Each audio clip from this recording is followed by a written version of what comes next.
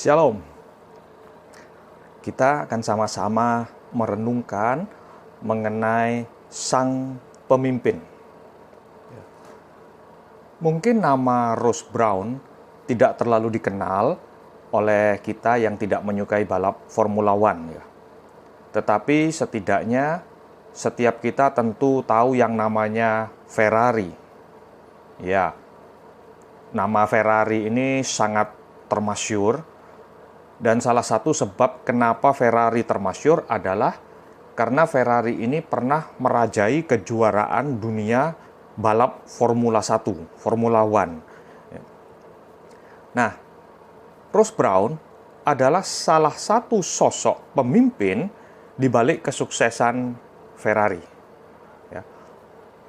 Ross Brown ini berhasil membawa Ferrari menjadi juara 6 kali di dalam 8 tahun kepemimpinannya bersama dengan Ferrari.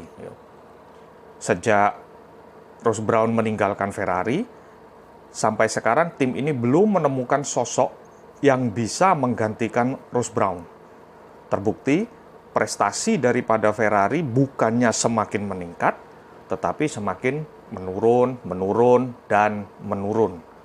Padahal, kalau dilihat dari teknologi, dilihat dari sumber daya manusianya, dilihat dari keuangannya, semua sebetulnya meningkat. Semua lebih baik. Tetapi tetap saja pengaruh kepemimpinan dari seorang Ross Brown ini ternyata membawa dampak sehingga membuat tim Ferrari sampai sekarang ini, sampai saat ini belum bisa menemukan performa seperti ketika dia dipimpin oleh Ross Brown.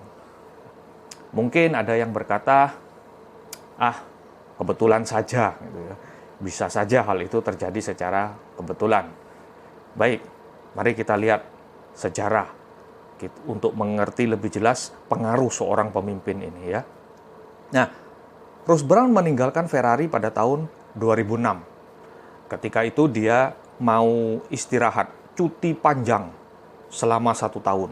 Jadi selama tahun 2007, Ross Brown menikmati hidupnya, santai selama 1 tahun. Kemudian tahun 2008, Ross Brown setelah segar kembali masuk ke dalam dunia balap Formula One, bergabung dengan tim Honda. Tim yang ketika itu adalah tim kecil, yang budgetnya tidak sampai setengah budget Ferrari, sumber daya manusianya, pembalapnya, mekaniknya, ya mungkin hanya sebagai tim penggembira di dalam Formula One. Tetapi apa yang terjadi?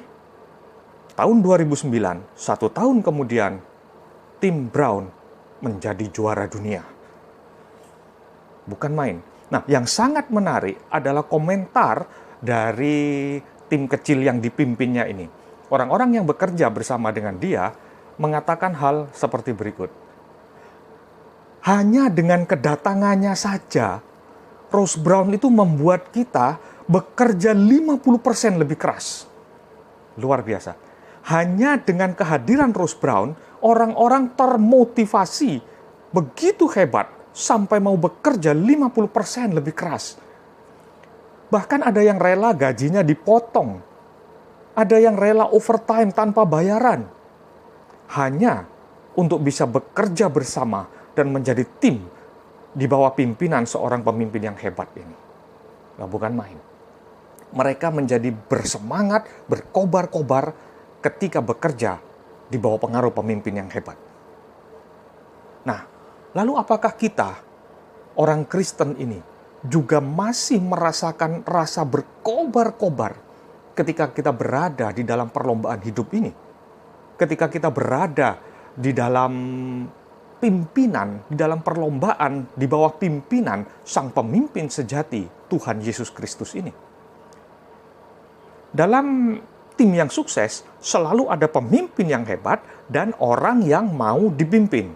Ross Brown menjadi juara dunia timnya karena pengaruh, karisma yang hebat dari seorang pemimpin, plus orang-orang yang mau dipimpin. Orang-orang yang merasakan dan menyambut karisma tersebut.